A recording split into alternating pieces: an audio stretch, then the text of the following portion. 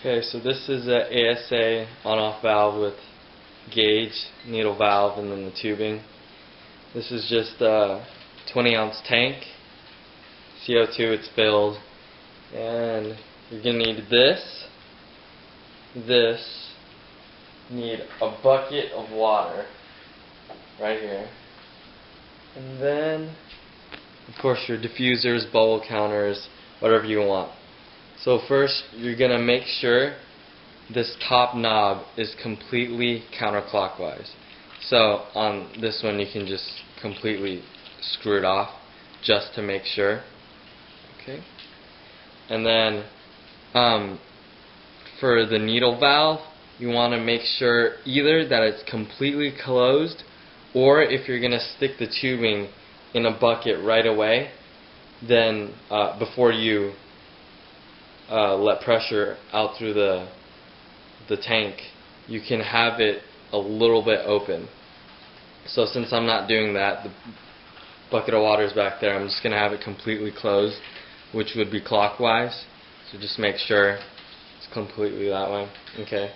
And then you're going to take it and you're going to screw it on like this onto the tank. And don't use any wrenches or anything, just do it by hand. Usually it just stops when you get to the bottom over here.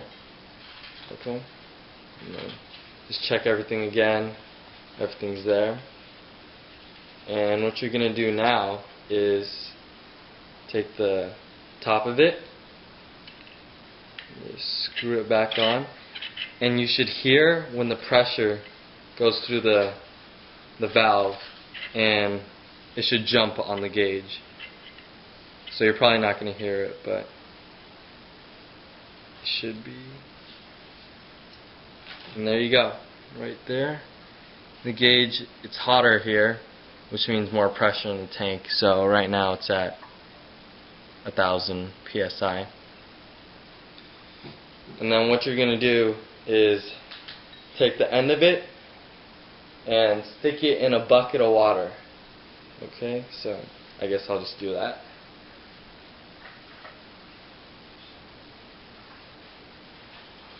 This is just a really big bucket of water, and take the end of it and stick it in like that. And then you're just going to turn this really slowly, this handle on the needle valve. And if you had the tubing in the water already, you could have had it already a little bit turned, which is a lot easier because with the pressure up against this, it's pretty hard to turn. So you just turn it really slowly until, and I'll show you guys right now, I have it at, I don't know, about a bubble per second. So you just gotta adjust it to what you like. So that's releasing at a bubble per second. So then at this point, you would just connect any check valves, diffusers like this, or just whatever, bubble counters, etc. And just stick it on and leave it alone. And then to turn it off, it would just be turn it clockwise, and then now it's off. And there you go.